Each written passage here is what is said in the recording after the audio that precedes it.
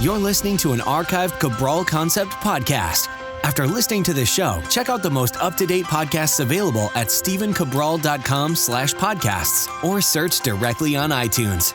And now, welcome to the Cabral Concept, where board-certified naturopath and integrative health practitioner Dr. Stephen Cabral shares how he was diagnosed at the age of 17 with a life-altering illness and given no hope for recovery. It was only after studying and traveling all over the world did he discover how to combine ancient Ayurvedic healing practices with state-of-the-art naturopathic and functional medicine to fully rebalance the body and re-energize it with life. It's time to discover how to get well, lose weight, and finally feel alive again. And now, here's your host, Dr. Stephen Cabral. Excited to be here with you today. Thank you for joining me. We are about to get into our second Cabral HouseCall of the weekend, where I answer our community's questions that have come in through the stephencabral.com/Ask Cabral webpage. And always excited to be able to do my part to try to get people started on their quest for information. Maybe it's a lab that they should run, something they might have missed with their, PCP or MD, what nutritional supplement might be best for them, what food plan, tips on how to sleep, improve digestion, all of these different things, and we went over a bunch of these yesterday. So again, it's always different every Saturday, every Sunday here in the Cabral Concept. Yesterday, we spoke about insomnia. We talked about how that's related to certain types of food and anxiety and stress. We talked about those. We also talked about root canals yesterday. We talked about helping people lose weight, deal with brain fog. We talked about how as a child, children that many of us do have, that they don't necessarily have to eat dairy in order to be very healthy, thriving children. And what are some other sources of calcium that you could get? Or what are some other sources of iron that you can get as well? And of course, we know we're not getting our iron from our milk, but that was ingrained in the same question. A lot of times when I start down a road on a question, it really leads me to different paths, because I know I've just been doing this for quite some time, that when you ask this question and I give you an answer, your next logical question is going to be this. So I try to answer those as well. And that's sometimes, why things, the show can go a little longer, or my questions or answers can go a little longer as well. So we spoke about that. We talked about carbonated beverages. So definitely check out that show. That was episode 673. So, for today's show, just go to stephencabral.com/674. Why do I say to go to that show notes page? Because everything I give for recommendations today, all tips, all previous shows, if you just go to stephencabral.com/674 today, everything will be right there. Just like everything on yesterday's show was on stephencabral.com/673. So without further ado, we've got some great questions today. Before every show, I just like to just kind of glance over all the questions that have come in that I'll be answering on today's show. It's almost like, it's not rapid fire, because I'm not great at that. I do like to give, a thorough answer, but the questions are a little shorter, which is helpful for me because I can give you more concise answers, I think. All right, so we're going to get started though. Excited to be, like I said, answering these questions today. I'm actually in my hotel room at a conference that I'm at in the great city of Austin, Texas. I've been here twice now. This is my second time down here. Really amazing city. The funny thing is, I'm here and it literally snowed in Austin when it hasn't even snowed in Boston yet. So kind of crazy weather. Hard to believe that I come to Texas from Boston and it's snowing in Texas, which is, again, blew my mind. But anyway, I was hoping for a little bit of warmth to escape the cold weather we've been having in Boston. But that's all right. It is a nice view and a great city. So Ellie's question is today, and she's starting us off. She's writing in, I'm 20 years old and very active. I'm wondering if I will lose muscle from fasted cardio. I lift quite a bit. I'm trying to lean out but not lose muscular progress. I do intermittent fasting and have been doing fasted cardio about 3 days per week. Will this diminish my muscles also? Is fasted lifting okay to do? Thanks so much. All right, Ellie. The important thing is to understand your body type. And I actually got a lot of questions today on body type. I'll be talking a little bit more about that in the show. But if you're someone that it's easy to put on muscle, meaning like you have maybe a little bit larger joints, meaning like the wrists, the calves, overall larger body structure, bigger calves. So if you're not super thin, lean, ectomorph to start with, you could do fasted cardio and it would probably be indicated for you, meaning like that would be a good choice. And so what would that be? Well, like you said, 3 days a week, you're waking up in the morning and you're just doing fasted cardio. And I recommend that actually for a lot of clients. I've talked about this before on the Cabral Concept on a Training Thursday. But, just like anything, this is about bioindividuality. And if you are someone that is more like, an endomorph body type, which means you're going to put on more mass easily, or even maybe a mesoendomorph. But if you're the ectomorph and you have small calves, small joints, you lose muscle easily, you put weight around the middle really easily, but not really the rest of your body, well, fasted cardio probably isn't going to be the best choice for you because you'll most likely lose muscle as well. So it's really knowing your body type. And there's also a little bit of experimentation that can take place. So just remember, whatever you do over the next 4 weeks, you can quantify that. So you can actually take your body fat. And again, I've talked about this many times in the Cabral concept. Take your body fat, just use body fat calipers you can buy for $20, I think, on Amazon. Why don't I link those up? So I'm going to put that in my notes right now. Calipers. And you'll just do for a female, you'll do your tricep, you'll do your super ilium or super iliac, which is kind of like the love handle area right above the hip joint, the iliac crest. And then you'll also do mid-quad. Simple 3-point Jackson Pollock-based method. Really, really simple to do. And then you can see, is it working? Now, of course, you should see results within 4 weeks, so you can test that. If you lost muscle and you only lost a little bit of body fat, well, then the fasted cardio probably is going to be the best option for you. You might want to just get in a good resistance-based training workout, then do some intervals afterwards, like I've spoken about in the past. So you should always just be asking why, essentially, meaning okay, why do I want to do fasted cardio? Okay, you want to lean out a little. That makes sense. But if you only need to lean out a little bit, would it make more sense to do maybe an extra day a week then of exercise, or just do an intermittent fast 1 day a week, like our 24-hour reset diet? Or would it make sense to do a 7-day Dr. Ball detox and lose 5 pounds, or more for the week? So, and then just maintain that afterwards. There are many different ways to go about this. If you like doing fasted cardio, fine. Just qualify those results, meaning I don't want you to lose muscle. And if you're the ectomorph body type, probably not the best idea in the world. An ectomorph could be fasted cardio, but it'd be more like going for a walk or doing hatha yoga. Just totally different, so they just don't strip muscle off of their body. And again, there's a lot of bioindividuality, so it's all about testing. Hopefully that gets you started. Rachel's up next. She's asking, hello, thank you for your advice. My question is, what is the exact brand of the all-in-one greens drink? Where can I buy it? I have terrible digestive issues. Would like to try, but I'm a bit apprehensive. Thank you. Okay. Rachel, or Raquel, because it could be pronounced this way. It's Rachel. The brand that we produce by Equilibrium Nutrition is called the Daily Fruit and Vegetable Blend. And it is 22 organic fruits and vegetables. It is literally the deepest greens drink with the most amount of fruits and vegetables. Meaning we give you a 6-gram serving on the market. You literally cannot find a more powerful greens-based product. So, and we guarantee that. You have to keep in mind, I actually do not like creating nutritional supplements. I know that's going to sound very strange. I love nutritional supplements, but I don't necessarily want to create them myself. And the reason is, it is very expensive, it's very time-consuming, and it's laborious. Meaning there's a lot that goes into it. I have to have a manufacturer. I have to get the ingredients all organic. These are 22 organic fruits and vegetables. It's very expensive. I have to source it from different areas. Then my manufacturer has to ship it to our climate-controlled warehouse. And then that warehouse has to integrate with our website. And that website needs customer support and a web designer and all these different things. And then it has to be shipped all over the US, Canada, and the UK. I mean, it is a big operation. And I would love not to have to do that. But the truth is that I could not find a greens product that I liked that worked for people with digestive issues. And again, at least half my practice is digestive based, that they could tolerate, because they all came with all of these inulin and they weren't gluten-free. So our wheatgrass in this, our barley grass, our grasses in these things are hypoallergenic and gluten-free. And that's because they're literally grown and then cut before they begin to sprout or seed, and that allows them to remain gluten-free. Not a lot of people know that. So it's a labor of love. It really is, because I love nutritional supplements. They help me heal my body along with other things that, of course, you'll get that in my upcoming book.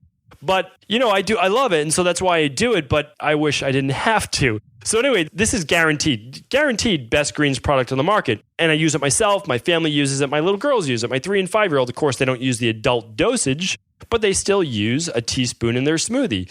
So what do I recommend for you? Well, the serving size is 1 tablespoon. You can download our free greens drink recipe guide. That's, again, you'll see all the different recipes that I use. You can use it in the morning when you wake up. Highly recommend that. But you can also use it as a pre-workout, which I will also do. So, amazing product. What do I recommend for you? Start with a half a teaspoon. Just try that in some water with a little bit of squeezed lime, maybe a pinch of sea salt, however you want to do it. But just try a tiny amount. If your body can tolerate, great. Then move up to a teaspoon. Great. Then move to a teaspoon and a half, then 2 teaspoons. Not everything has to be a full tablespoon. If you're someone that has digestive issues, I can tell you this, there's no inulin in this product. We took out all the fillers, all that stuff that you don't want in products. We don't want all these different probiotics, all these different things in it. Again, you're just using this product you're trying out. It's a variable test. Does it work for you? Yes or no? And if the answer is no, sometimes it's the dosage. It's not the product. So if you're using a product by any company, sometimes you just use too much. Your body wasn't used to it. Meaning like our daily nutritional support shake, again, best in the world. I really believe that, or I would not have created it. But maybe it's just too strong for you. Maybe you just need to start with a half a scoop or a scoop. Like that's it. And then just work your way up. So Rachel, that's my recommendation for you. And since it is guaranteed, you can just start with that half a teaspoon, see if it works for you, do our different greens drink recipes, keep trying it, keep working your way up. And if it doesn't work, it doesn't work. But it will. All right. Anonymous is up next. Anonymous is asking, hi, Dr. Cabral. I'm a 34-year-old female. Recently heard on one of your podcasts on what an ideal TSH test result should look like. I was horrified to learn that the last 3+ doctors over the last 7+ years have brushed off my symptoms of high TSH. I complain that I'm tired all the time, struggle with weight, brittle nails, feeling cold. I wear sweaters year-round in Texas. Oh, you're in Texas. Well, there you go. I'm recording this in Texas. Over the last 3 years, my TSH has been around 3.69. And I was told that that was borderline. When I asked for natural recommendations, the nurse practitioner going over my blood work over the phone said there wasn't anything I could do on my own, and I would have to take prescription medication for the rest of my life. And let's see, what would you recommend to get my TSH levels to optimal and feel normal? I also heard cruciferous vegetable foods were a no-no for thyroid issues. Is this true? Any suggestions you may have to feel better would be greatly appreciated. I do not want to take prescription chemicals, especially for the rest of my life. Okay, so you are correct. Anonymous, you are correct. A optimal thyroid is between 0.5 and 2.5, ideally between 0.5 and 2. So very simple. Run your TSH on your annual blood labs. We'll link up annual blood labs today. You can run them through the company that we recommend. Again, we don't have any of our own labs. We recommend labs by other companies, and we just choose, of course, the best companies in the world. That's it. Why not? Why not use the best when it comes to your health? It does not make sense. I don't believe in cutting corners when it comes to your own health. Cut corners when it comes to buying paper towels or toilet paper, but don't cut corners when it comes to, your own health. So you need to test your T4 levels, ideally your free T4, ideally your free T3. You're looking at T4, T3. Just get those tested and test your TPO. The other thing you need to do is test your cortisol levels. So the lab test I recommend for you is the thyroid plus adrenal plus hormones. It's the number one lab for you, without a doubt. It's also called the weight loss test. It will look at your vitamin D. It will look at blood sugar, insulin. It's an amazing lab. Honestly, amazing lab. I don't have any thyroid-based issues. I still test it. I still want to see how optimal my body is functioning. So it's basically the adrenal hormone test, and then you're adding on the thyroid panel. I think it's fantastic. I really do. So that will let you know why your TSH levels are not proper. It could simply be that you're not getting enough of the nutrients. And again, look at my previous thyroid shows. All right, I'll try to do my best to link those up. I did a thyroid show on the toxins that affect your thyroid. So you'll want to test that. You want to see if you have any issues with there. Or that's called the comprehensive thyroid, a complete thyroid test. You can do that if you'd like. But again, I still recommend the first lab I recommended for you, which is thyroid plus adrenal plus hormone. I think that's where to start. And then you could do your Dr. Bell detox if you wanted to after that. And then I would probably recommend using the daily thyroid support and vitamin D. That will help initially, but if you run the lab, we'll give you specific recommendations. And then, of course, I would do your daily nutritional support shake every day to make sure you're getting all the cofactors. Meaning, like, we make vitamin D recommendations all the time. And the reason we do that is because most humans are short in vitamin D because we lab test all the time and we see this. So we know this because we run a clinical practice. Now, people always say, well, shouldn't I be taking vitamin K with my vitamin D? And the answer is yes. And same with magnesium and same with a lot of other cofactors. It's not just vitamin K, but if you're taking a daily activated multivitamin or you're taking the daily nutritional support shake, you already get your vitamin K. So you're all set. You're all set with the cofactors. You just need more of the others. Now, in terms of cruciferous vegetables, well, like soy, like poi, like kale, they can often be called goitrogens as well. They can have goitrogenic effects. What does that mean? Well, you can have a goiter-based growth right underneath the chin, or I shouldn't say that, more in the neck-based area. So the truth is, though, this is very rare. It's rare for these foods to cause that, and it's mainly in their raw form. So should you eat raw kale? I don't usually recommend eating raw cruciferous vegetables in general. And the reason I don't recommend eating them raw is that it's been shown once you start to break down that cellular structure, either through blending it in a smoothie, but really through cooking it or roasting it, however you want to do it, you're actually going to start to absorb more of the nutrients. And what they found is that a lot of these cruciferous-based vegetables, if you mix a little olive oil, if you mix a little bit of those healthy fats with it, you'll absorb even more nutrients. So the truth is, I wouldn't necessarily worry about eating them, but I would certainly cook them. And that should take away most of your worries. Now, if you're someone that's prone to goiter-based or goitrogenic-based growth, well, then, yes, you may want to remove them or limit them in your diet. But I found that so few and far between. That's also why I really like running an actual clinical practice, because I get to see people in my practice. I don't like to limit someone's menu, so I keep them in, and then I get to retest their lab results in about 8 to 12 weeks, and they're doing great, and really the vegetables aren't really affecting them at all. So hopefully that helps answer your question. Catherine's up next. Catherine's writing in, "Hi, Dr. Ball. I've been into healthy living for many years. Enjoyed your podcast since I found them about a month ago. 2 symptoms that are puzzling me since I follow a healthy diet, not vegan, but mostly real food, occasional meat. I exercise, get sunshine, social connection, and rest. I do have stress in my life from 3 kids, 12, 9, and 5.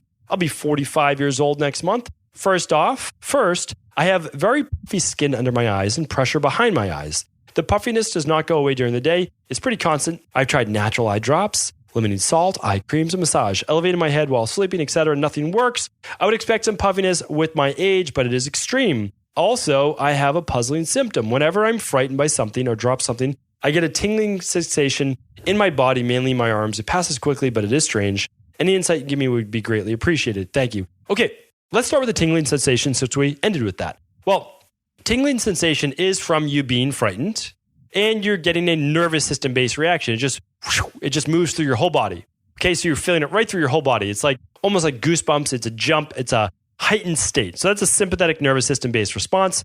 What could it be from? Well, it's called a high vata-based symptom. Vata-based symptom being an Ayurvedic term, which means air, ether. It can be from high levels of anxiety. You might have anxiety and not even really know it. It's kind of sitting there. So to test this, we would usually run a hair tissue mineral analysis to look at those specific mineral levels that may be off in the electrolytes, such as magnesium or such as your sodium, potassium. You may also have low levels of GABA, low levels of serotonin. Like that's possible. You would look at that on an organic acids test. So, those would be a couple great tests to run. Let's talk about your eyes. So the eye thing is very interesting.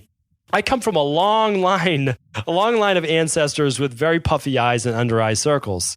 So part of that is that's built in within our code, but that's never an excuse. So believe it or not, my under eye puffiness and circles have gotten better over time. And now I have a lot of built-in excuses I could use. That's without a doubt, I could use all these excuses, meaning I had Addison's disease. So that's a big one, right? So literally 17 years old, I had it, but they didn't diagnose it until I was about 19 years old. And that's because they were looking in all the wrong places, telling me that what I had was all in my head, which was very nice of them, telling a 17-year-old kid at really the most impressionable time of his life, going off to college, graduating from high school, leaving everything he knew behind, and that he had this dis-ease in his body that was all in his head, which of course later turned out that none of it was in my head, right? None of it's ever in your head. But Addison's disease is a complete shutdown essentially of the HPA axis, which essentially is your nervous system. So there's that. I also took 3,000 plus capsules of amoxicillin, so my entire gut base got destroyed. Kidney functions affected by sodium, potassium. So all the different things that could lead to under eye circles and puffiness, and of course, liver-based issues because I was on so many different drugs that they put me on. So, circles, puffiness under the eyes, we're really looking at lymphatic-based congestion. We're looking at digestive-based issues. We're looking at liver-based stagnation. So what can I tell you? Well, the easiest thing for me to tell you is this, is I would complete a 21-day Dr. Ball detox. That's it. That's what it's meant for. you start to reduce stress as much as you can. You try to get more rest. You try to meditate. You could do your green juices. You could do your daily fruit and vegetable blend, which we already spoke about today.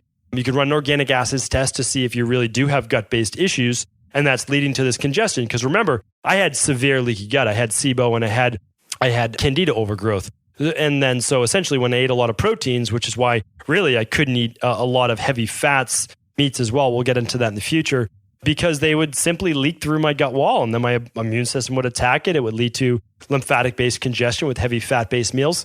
So it's a rabbit hole. You can easily figure it out by just lab testing. If you don't want to lab test, well, then you're just going to go on a clean eating nutrition diet, which the Dr. Ball Detox is going to teach you in over 21 days. Honestly, it's no more expensive than a normal diet or normal food. I tell people that all the time, not because I'm trying to sell them on it. It's your choice. I'm not forcing anything on you. But the truth is that for $99 a week, or it's even less than that if you do the 21 day, I think I can't remember off the top of my head because I don't do a lot of the marketing and price it and all that. At the end of the day, I create the formulas, I create the products, I create the programs, the protocols, and I consider myself a teacher. I don't really do a lot of the other stuff, but my job is to provide hopefully a great service for people, and I just live every day trying to do that. But the truth is that the bottom line is that I said I want this to be less expensive than someone shopping for a week's worth of food. It's just what I recommend. You can do whatever you feel is best for you, but that is my highest recommendation. You can lab test with your organic acids test and the hair tissue mineral analysis, or you can get right into the 21-day Dr. Ball Detox and then work on more of the lifestyle-based things. All right, Danielle is up next. Hi, I've recently started listening to your podcast and I find them fascinating. I am due to start a round of donor egg IVF in January, and I wonder if there's any way I can prepare my body for it. I have severe endometriosis, but minimal pain, usually apart from around the time of an IVF cycle when the extra estrogen feeds the endo. Is there anything you would recommend, food or supplements, etc., to help mitigate this, but also help to increase chances of implementation and successful pregnancy? I'm already doing my best to eat healthy, cut back on caffeine, low alcohol, and also taking a pre-conception multivitamin, vitamin D3 spray, and Wobenzyme for the endometriosis. Is there anything else you'd recommend? Thank you, Danielle. Okay, Danielle, thank you for writing in with this question, and I wish you the absolute best of success with your IVF treatment. I work with women literally, it's at least once every 2 to 3 weeks in my practice on fertility, on helping to have either to get pregnant, best pregnancy that they can have, healthiest pregnancy, healthy delivery, and then obviously postnatal, where we want each woman to help rebuild her body so she's nice and strong. Because remember, your body's been being kind of like leached from over that pregnancy, and we want your child to be healthy as well now. So, very, very important to me in my practice. Just it became even more important once I understood, really how women's bodies change and how much really is required of them when my wife became pregnant 6+ years ago. So hopefully I'm going to be able to just give you the episode that I did, which just taught you exactly what you need to do. The truth is that I've already done a whole show in this. So all I'm going to do is link up your question right now. So the podcast that was how to have a healthy pregnancy is episode number 552, called Getting Pregnant and Having a Healthy, Happy Pregnancy. That is episode 552. Check out that show. And then obviously we do our best to help all the women in our practice. And we have a pregnancy package, which is essentially exactly everything you're talking about right now. And check that out. So that's it. Alex is up next. Hello, I've noticed that a few days before I get my monthly period, I start getting a sore throat. Then the day before, I get cold sores. I've Googled this, and it seems that many women are getting these symptoms, but no doctors seem to have solutions. Any ways to stop these symptoms would be greatly appreciated. Thanks. Okay, so the reason why doctors don't have answers for all these chronic-based conditions and these strange non-disease, meaning like disease means we can't prescribe a medication for it because there's no such thing as a disease. I've spoke about this many times before. Cholesterol's not a disease. Blood pressure is not a disease. Hashimoto's thyroiditis is not a disease. Rheumatoid arthritis is not a disease. Same with psoriasis. Same with anything you can imagine. Diseases are a name we give to a collection of symptoms. And I've gone through this many times before, spoke about it many times. I'm interviewed on this specific topic all the time. Because the reason is that we just mask symptoms anyways. And so we're just naming symptoms and then masking them. There's no such thing as a disease. It's a collection of symptoms. That's it. But if you want to figure out how to really heal the body, well, then you go below the symptoms and you figure out what causes these symptoms. And then a lot of people will just say, well, it's inflammation. And then they say, okay, great. And then they'll say, oh, well, it's just genetics. Everyone in your family had this. You say, okay, great. And then you say, well, why? Why did everyone in my family have this? Why is everyone susceptible to this? And once you start asking those whys, then you can start to say, oh, well, we're more prone to this happening, and it's because of this. And so you start to look at these underlying root causes. And one of the big reasons why you're experiencing these symptoms, the sore throat and the cold sores, is because there are actual changes on a female's body right before they do begin their menstrual cycle or they get their period. And so what happens is the pH of the body actually changes. And not a lot of people talk about this because they always say, oh, well, the pH always remains constant. But what they're talking about, and again, someone doesn't really, they're just repeating what someone else said.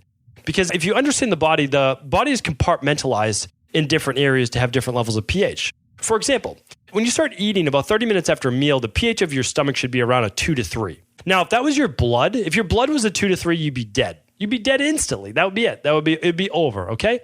So the interesting thing is that the stomach is compartmentalized to have a very low pH. And then we get into the small intestine, and that's slightly acidic as well. Slightly more, basically, it's more acidic than the blood, which maintains a pH of around 7.36, right around there.